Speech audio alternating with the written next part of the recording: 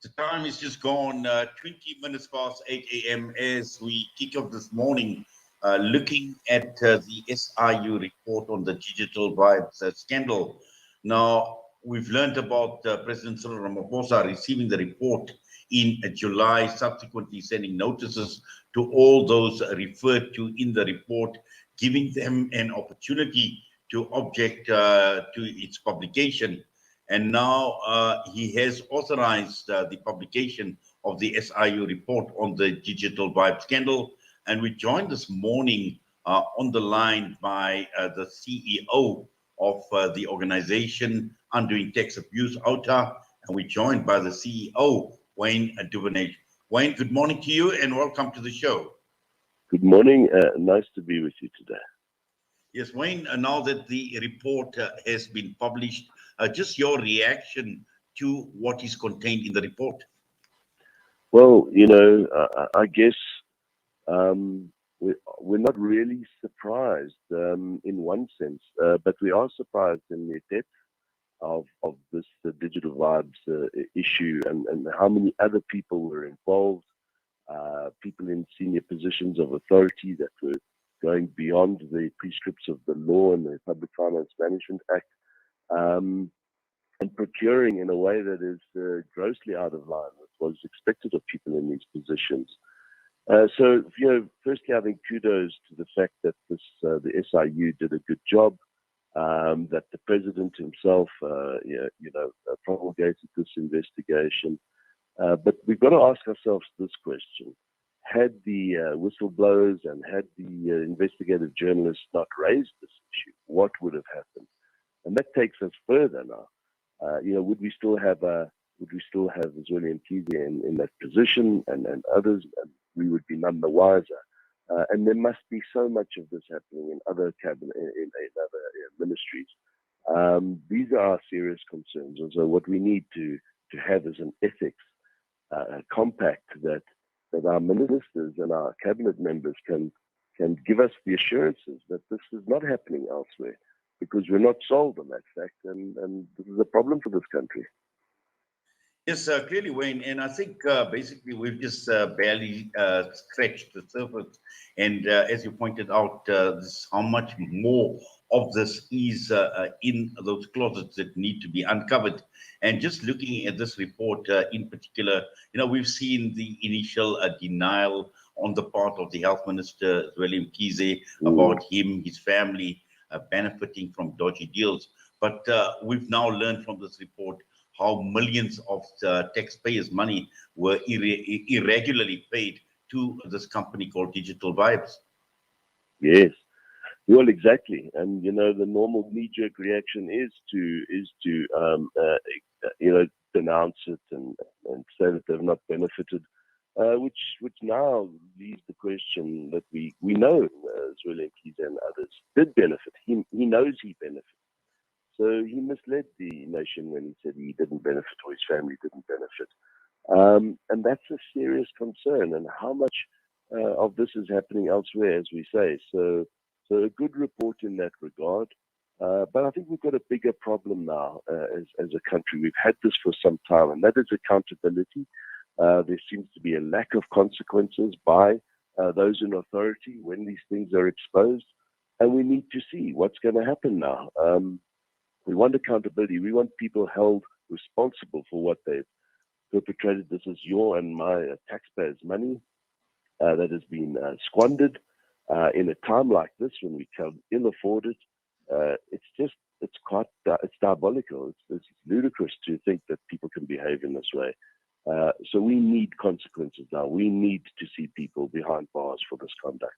And I hope that happens. But we hope more than that happens in that the president starts to ask tough questions of all his cabinet members to come clean now, to tell us now, because when we find other instances of this nature, when it comes out via journalists or non-profit organizations and whistleblowers that bring this stuff to the fore, that they must be able to say, not on my watch. And if it is on their watch, will they be stepping down or will they be held accountable?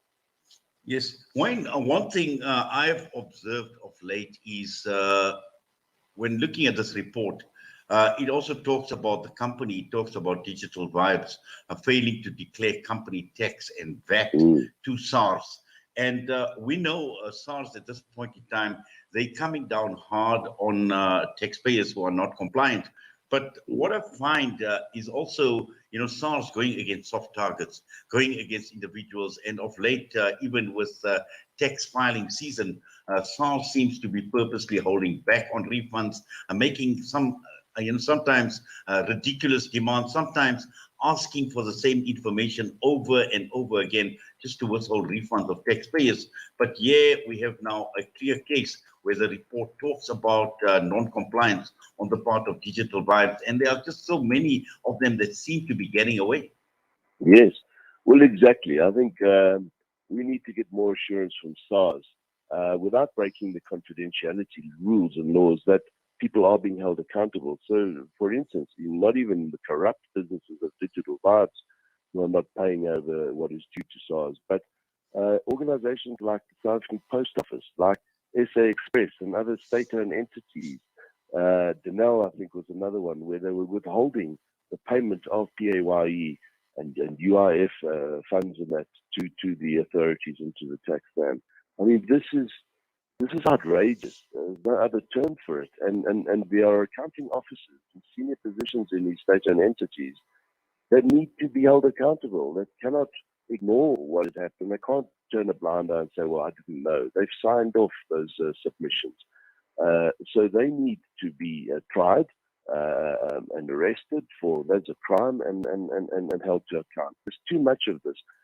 So we need SARS to demonstrate to us that they are going after those who are breaking the rules at that level, as opposed to just the individuals who are not filing tax returns on time. Yes. Now that this report has been published, just from your side, what are some of the expectations, Wayne? Well, the expectations is accountability. Now, this is what this country is looking for. It's looking for people to be put into prison for this type of conduct, to be tried in a criminal court of law, to let the rule of law take its course, and make sure that the accountability flows from these revelations. So that's a good one. I mean, yesterday we see Mr. Kuben Moodley arrested on his way to Dubai just before he could board the plane. This is very good stuff. This is what we need. He was a kingpin in the whole state capture matter. And the public have become so frustrated with the fact that there's so much information out there, but nothing's happening. Maybe we're starting to see this wheel turn now. It's turning too slowly, but it's starting to turn in the right direction, as opposed to it was not turning at all several years ago. So these are good things that we must celebrate. But let's now see those people where they should be, removed from society and getting the money back. That's the important thing. Get as much money back from Digital Vibes. Make sure all the proceeds that those people have enjoyed and benefited. Look, a lot of it is spent already, but any assets that they have is returned to the state so that they can feel the pain of their transgression. Yes, sir. Can the process be fast-tracked? Because I noticed you mentioned moving slowly. Well, the rule of law takes time, and it can't really be fast-tracked. It's got to be done thoroughly. But what we're saying by moving too slowly is in some other areas. The Sonda Commission has a lot of evidence being put before it now. There's so much clear evidence there that can hold others like Anosh Singh, like Brian Molefe at Eskom and Transnet and others to account. Let's bring the Guptas back. Let's file those orders to bring them repatriate them back to South Africa to stand trial in court. We believe that those processes and many others who are still walking the streets with so much evidence against them, those cases need to be, brought into the fore a lot quicker than they have been. Yes, Wayne. And, at this point in time, it does appear as if it's a bottomless pit. And I suppose, for millions right across the entire country, we'd like to know, when is all of this going to end? Well, it doesn't ever end. What happens is we put the brakes on it. I would love to dream and think of a corrupt society. Unfortunately, it's a reality in the world, not just here, but in modern nations around the world. What we need to do is start to drive a new social compact where citizens become far more involved in holding people to account, the authorities to account, where we get the transparency from people in authority and start demanding it. And I think that's the journey that OUTA is on, and a number of other organizations, that we start to realize that it's not just about throwing stones or about exposure. It's about taking action and working harder and making sure that there is accountability. And so much of the policies that we have are rectified so that we can get information faster from the state, that we can expose what's happening quicker and stop the rot. This is an endless journey. It doesn't stop, but I think we're starting to move in the right direction, but there's just so much of it. And we can't feel helpless about it. We've just got to keep working at it and work harder. And we just need society to keep supporting the efforts that the NGOs put into making this country a better place. Well, Wayne, as always, we appreciate, we value your time with us this morning. And thank you, as always, for coming on and talking to us here at Salam Media. It's a pleasure. All the best. Cheers.